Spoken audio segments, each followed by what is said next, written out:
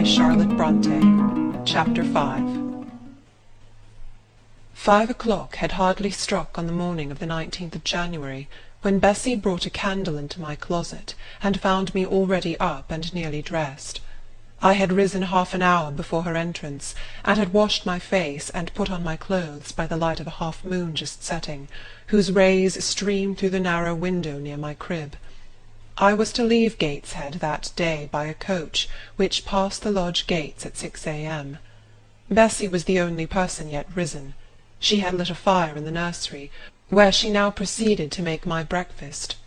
Few children can eat when excited with the thoughts of a journey, nor could I. Bessie, having pressed me in vain to take a few spoonfuls of the boiled milk and bread she had prepared for me, wrapped up some biscuits in a paper and put them into my bag. Then she helped me on with my pelisse and bonnet, and wrapping herself in a shawl, she and I left the nursery. As we passed Mrs. Reed's bedroom, she said, "Will you go in and bid Missus good-bye?" "No, Bessie. She came to my crib last night when you were gone down to supper, and said I need not disturb her in the morning, or my cousins either, and she told me to remember that she had always been my best friend, and to speak of her and be grateful to her accordingly." "What did you say, miss?" "Nothing. I covered my face with the bedclothes, and turned from her to the wall." "Oh, that was wrong, Miss Jane." "It was quite right, Bessie. Your missus has not been my friend, she has been my foe." "Oh, Miss Jane, don't say so." "Good-bye to Gateshead," cried I, as we passed through the hall and went out at the front door. The moon was set, and it was very dark. Bessie carried a lantern, whose light glanced on wet steps and gravel roads sodden by a recent thaw. Raw and chill was the winter morning. My teeth chattered as I hastened down the drive. There was a light in the porter's lodge. When we reached it, we found the porter's wife just kindling her fire. My trunk, which had been carried down the evening before, stood corded at the door. It wanted but a few minutes of 6, and shortly after that hour had struck, the distant roll of wheels announced the coming coach. I went to the door and watched its lamps approach rapidly through the gloom. "Is she going by herself?" asked the porter's wife. "Yes." "And how far is it?" 50 miles. "What a long way! I wonder Mrs. Reed is not afraid to trust her so far alone." The coach drew up. There it was at the gates, with its 4 horses and its top laden with passengers. The guard and coachman loudly urged haste. My trunk was hoisted up. I was taken from Bessie's neck, to which I clung with kisses. "Be sure and take good care of her," cried she to the guard, as he lifted me into the inside. "Aye, aye," was the answer. The door was slapped to. A voice exclaimed, "All right," and on we drove. Thus was I severed from Bessie and Gateshead, thus whirled away to unknown, and, as I then deemed, remote and mysterious regions. I remember but little of the journey. I only know that the day seemed to me of a preternatural length, and that we appeared to travel over hundreds of miles of road. We passed through several towns, and in one, a very large one, the coach stopped. The horses were taken out, and the passengers alighted to dine. I was carried into an inn, where the guard wanted me to have some dinner, but as I had no appetite, he left me in an immense room with a fireplace at each end, a chandelier pendant from the ceiling, and a little red gallery high up against the wall filled with musical instruments. Here I walked about for a long time, feeling very strange, and mortally apprehensive of someone coming in and kidnapping me, for I believed in kidnappers, their exploits having frequently figured in Bessie's fireside chronicles. At last the guard returned.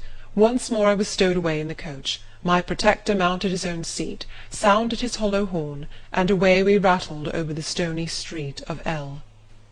The afternoon came on wet and somewhat misty. As it waned into dusk, I began to feel that we were getting very far indeed from Gateshead. We ceased to pass through towns, the country changed, great grey hills heaved up round the horizon.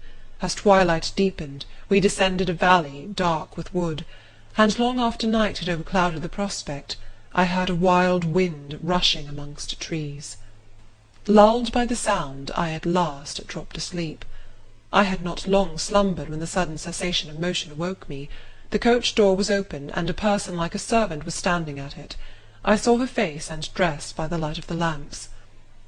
"Is there a little girl called Jane Eyre here?" she asked. I answered yes, and was then lifted out. My trunk was handed down, and the coach instantly drove away. I was stiff with long sitting, and bewildered with the noise and motion of the coach.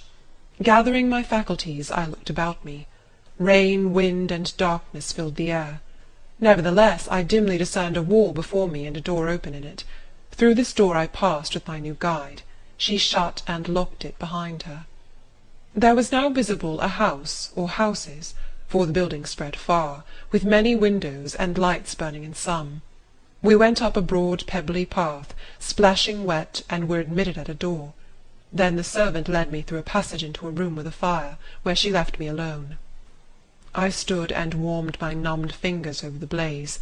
Then I looked round. There was no candle, but the uncertain light from the hearth showed, by intervals, papered walls, carpet, curtains, shining mahogany furniture. It was a parlour, not so spacious or splendid as the drawing-room at Gateshead, but comfortable enough. I was puzzling to make out the subject of a picture on the wall, when the door opened, and an individual carrying a light entered. Another followed close behind. The first was a tall lady with dark hair, dark eyes, and a pale and large forehead. Her figure was partly enveloped in a shawl. Her countenance was grave, her bearing erect. "The child is very young to be sent alone," said she, putting her candle down on the table. She considered me attentively for a minute or two, then further added, "She had better be put to bed soon. She looks tired. Are you tired?" she asked, placing her hand on my shoulder. "A little, mum." "And hungry too, no doubt. Let her have some supper before she goes to bed, Miss Miller. Is this the first time you have left your parents to come to school, my little girl?" I explained to her that I had no parents. She inquired how long they had been dead, then how old I was, what was my name, whether I could read, write, and sew a little. Then she touched my cheek gently with her forefinger, and saying, she hoped I should be a good child, dismissed me along with Miss Miller. The lady I had left might be about 29. The one who went with me appeared some years younger. The first impressed me by her voice, look, and air. Miss Miller was more ordinary, ruddy in complexion, though of a careworn countenance, hurried in gait and action, like one who had always a multiplicity of tasks on hand. She looked indeed what I afterwards found she really was, an under-teacher.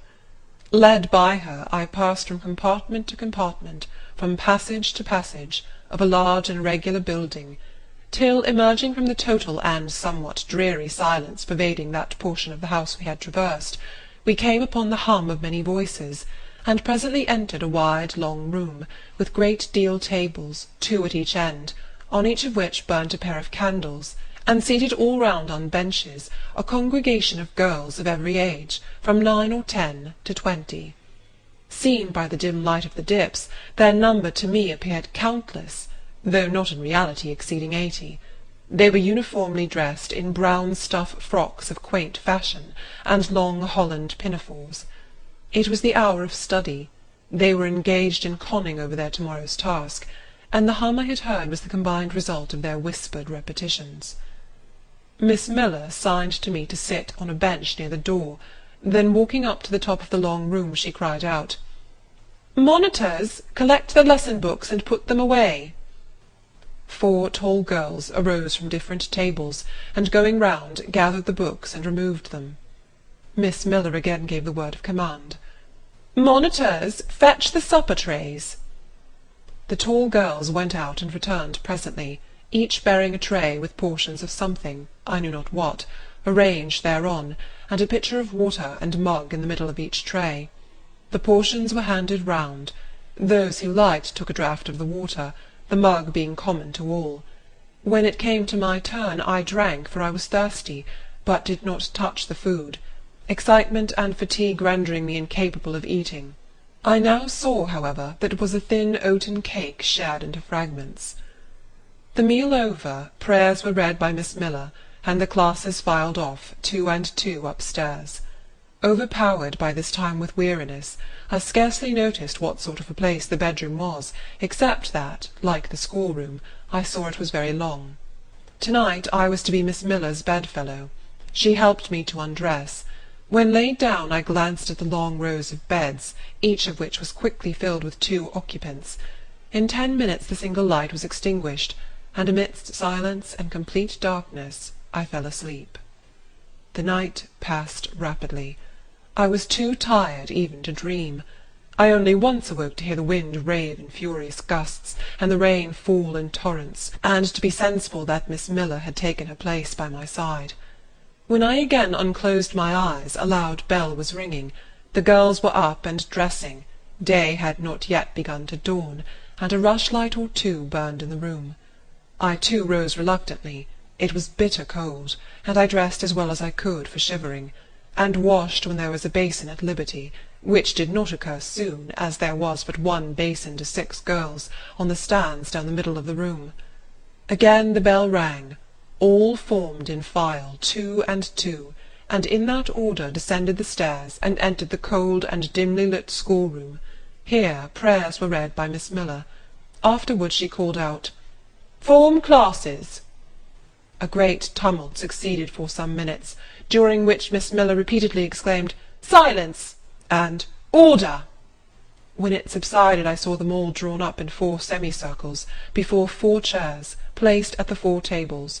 All held books in their hands, and a great book, like a Bible, lay on each table before the vacant seat. A pause of some seconds succeeded, filled up by the low, vague hum of numbers. Miss Miller walked from class to class, hushing this indefinite sound. A distant bell tinkled. Immediately 3 ladies entered the room. Each walked to a table and took a seat. Miss Miller assumed the 4th vacant chair, which was that nearest the door, and around which the smallest of the children were assembled. To this inferior class I was called, and placed at the bottom of it. Business now began. The day's collect was repeated, then certain texts of Scripture were said, and to these succeeded a protracted reading of chapters in the Bible, which lasted an hour. By the time that exercise was terminated, day had fully dawned. The indefatigable bell now sounded for the 4th time. The classes were marshalled and marched into another room to breakfast. How glad I was to behold a prospect of getting something to eat! I was now nearly sick from inanition, having taken so little of the day before. The refectory was a great, low-ceiled, gloomy room. On 2 low tables smoked basins of something hot, which, however, to my dismay, sent forth an odour far from inviting. I saw a universal manifestation of discontent when the fumes of the repast met the nostrils of those destined to swallow it. From the van of the procession, the tall girls of the 1st class, rose the whispered words, "Disgusting! The porridge is burnt again!" "Silence!" ejaculated a voice, but not that of Miss Miller, but one of the upper teachers, a little and dark personage, smartly dressed, but of somewhat morose aspect, who installed herself at the top of one table, while a more buxom lady presided at the other. I looked in vain for her I had first seen the night before. She was not visible. Miss Miller occupied the foot of the table where I sat, and a strange, foreign-looking, elderly lady, the French teacher, as I afterwards found, took the corresponding seat at the other board. A long grace was said, and a hymn sung. Then a servant brought in some tea for the teachers, and the meal began. Ravenous, and now very faint, I devoured a spoonful or 2 of my portion without thinking of its taste. But the first edge of hunger blunted, I perceived I had got in hand a nauseous mess. Burnt porridge is almost as bad as rotten potatoes. Famine itself soon sickens over it. The spoons were moved slowly. I saw each girl taste her food and try to swallow it, but in most cases the effort was soon relinquished. Breakfast was over, and none had breakfasted.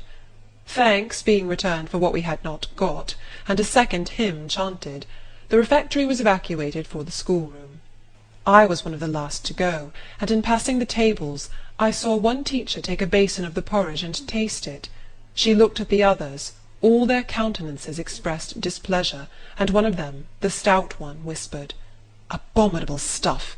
How shameful!" A quarter of an hour passed before lessons again began, during which the schoolroom was in glorious tumult. For that space of time it seemed to be permitted to talk loud and more freely, and they used their privilege. The whole conversation ran on the breakfast, which one and all abused roundly. Poor things! It was the sole consolation they had. Miss Miller was now the only teacher in the room. A group of great girls standing about her spoke with serious and sullen gestures.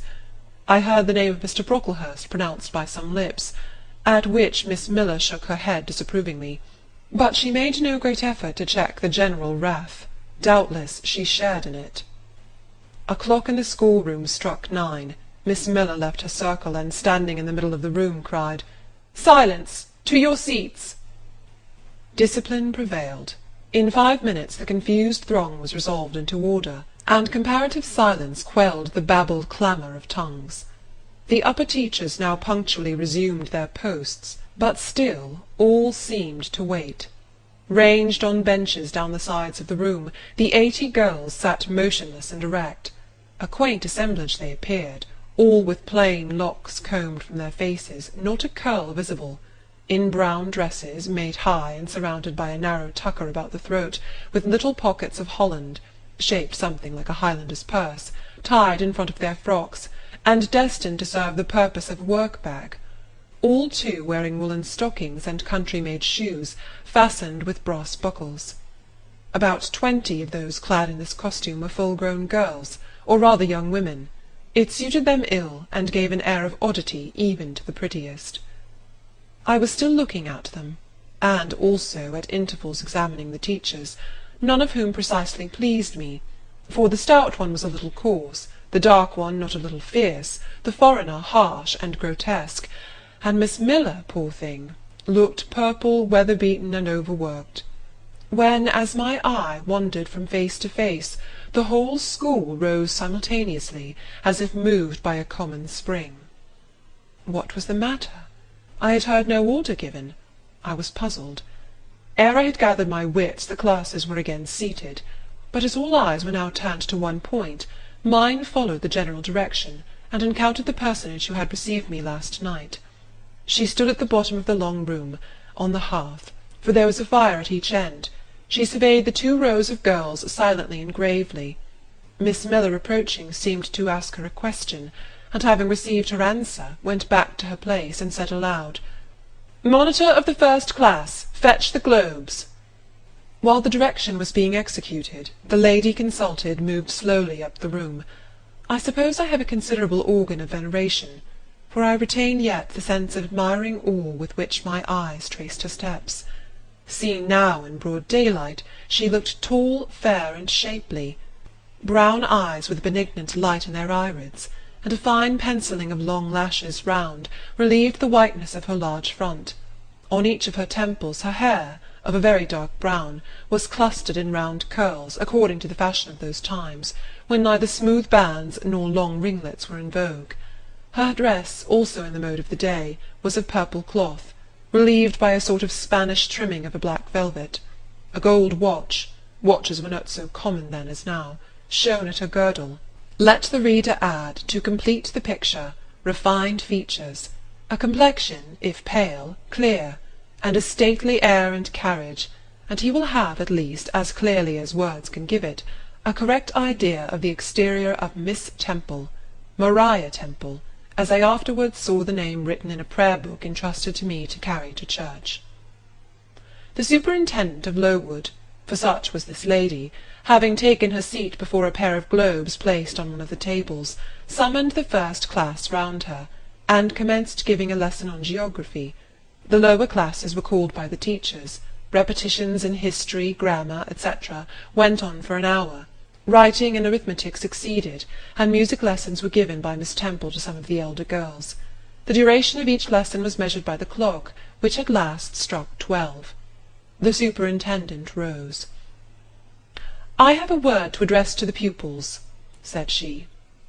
The tumult of cessation from lessons was already breaking forth, but it sank at her voice.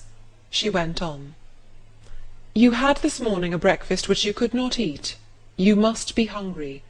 I have ordered that a lunch of bread and cheese shall be served to all." The teachers looked at her with a sort of surprise. "It is to be done on my responsibility," she added, in an explanatory tone to them, and immediately afterwards left the room. The bread and cheese was presently brought in and distributed, to the high delight and refreshment of the whole school. The order was now given, "To the garden!" Each put on a coarse straw bonnet, with strings of coloured calico and a cloak of grey frieze. I was similarly equipped, and following the stream I made my way into the open air. The garden was a wide enclosure, surrounded with walls so high as to exclude every glimpse of prospect. A covered verandah ran down one side, and broad walks bordered a middle space divided into scores of little beds. These beds were assigned as gardens for the pupils to cultivate, and each bed had an owner. When full of flowers they would doubtless look pretty, but now, at the latter end of January, all was wintry blight and brown decay. I shuddered as I stood and looked round me. It was an inclement day for outdoor exercise, not positively rainy, but darkened by a drizzling yellow fog. All underfoot was still soaking wet with the floods of yesterday. The stronger among the girls ran about and engaged in active games, but sundry pale and thin ones herded together for shelter and warmth in the verandah, and amongst these, as the dense mist penetrated to their shivering frames, I heard frequently the sound of a hollow cough. As yet I had spoken to no one, nor did anybody seem to take notice of me. I stood lonely enough, but to that feeling of isolation I was accustomed. It did not oppress me much.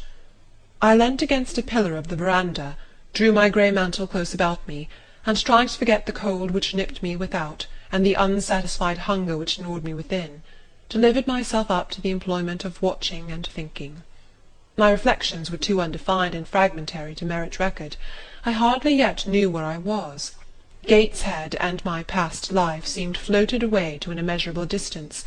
The present was vague and strange, and of the future I could form no conjecture. I looked round the convent-like garden, and then up at the house, a large building, half of which seemed grey and old, the other half quite new.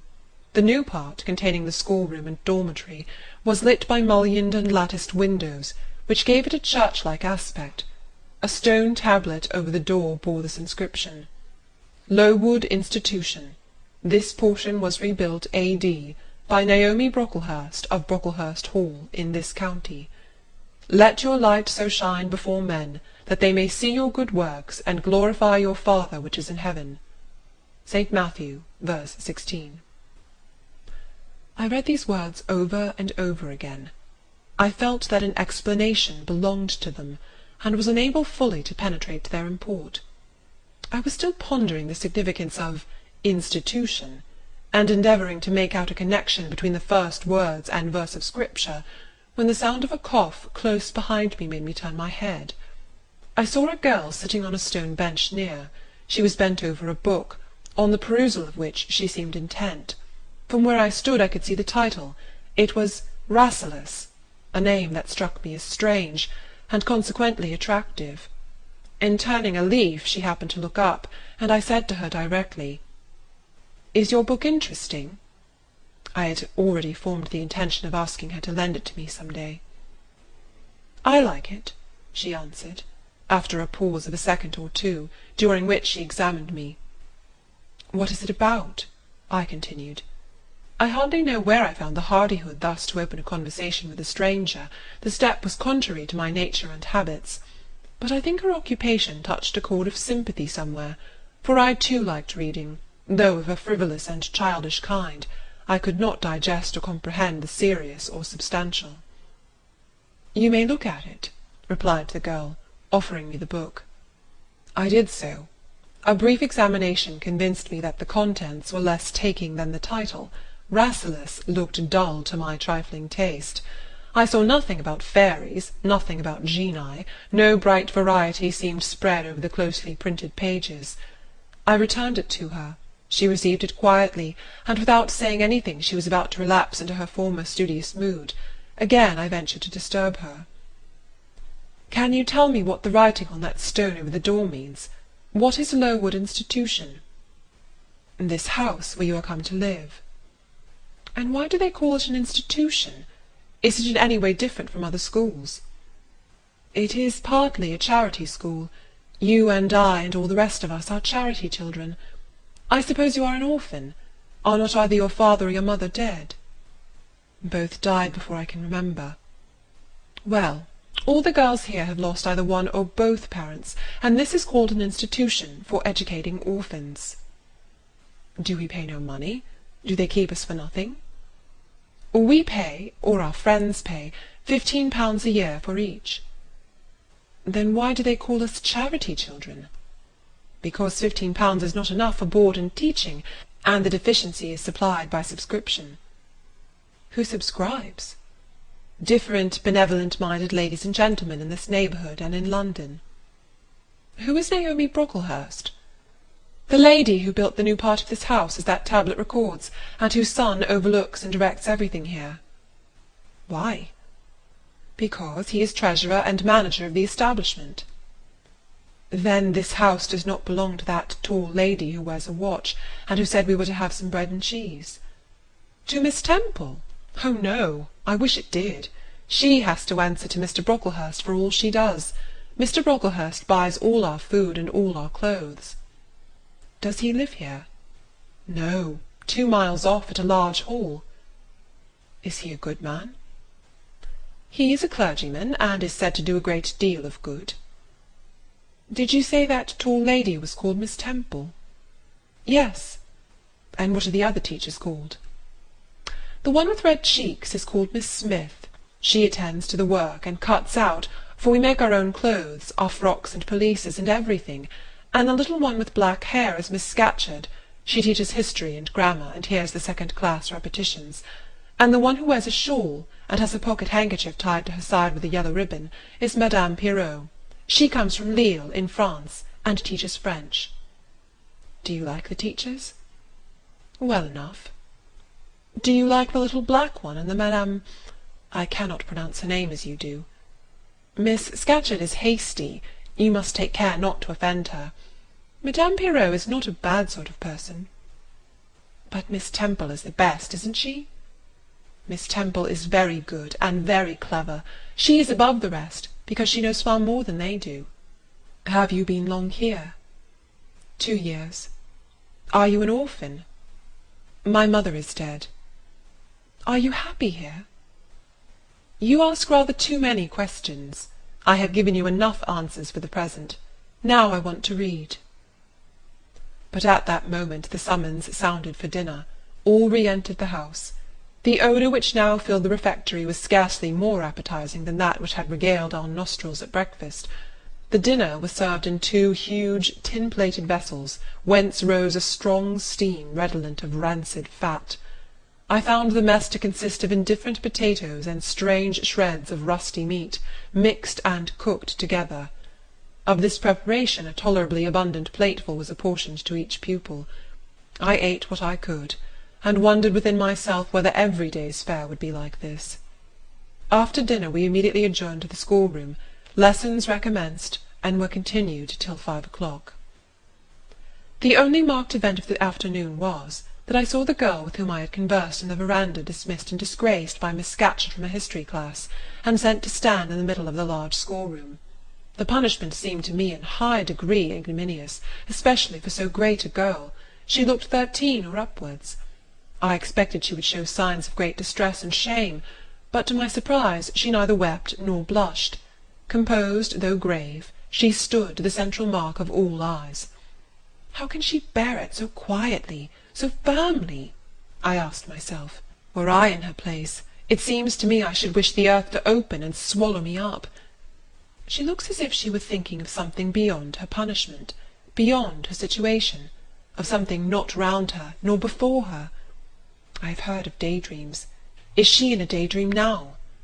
Her eyes are fixed on the floor, but I am sure they do not see it. Her sight seems turned in, gone down into her heart.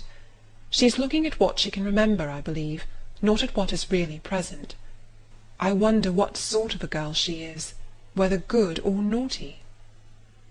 Soon after 5 p.m. we had another meal, consisting of a small mug of coffee and half a slice of brown bread. I devoured my bread and drank my coffee with relish, but I should have been glad of as much more. I was still hungry. Half an hour's recreation succeeded, then study, then the glass of water and the piece of oat-cake, prayers, and bed.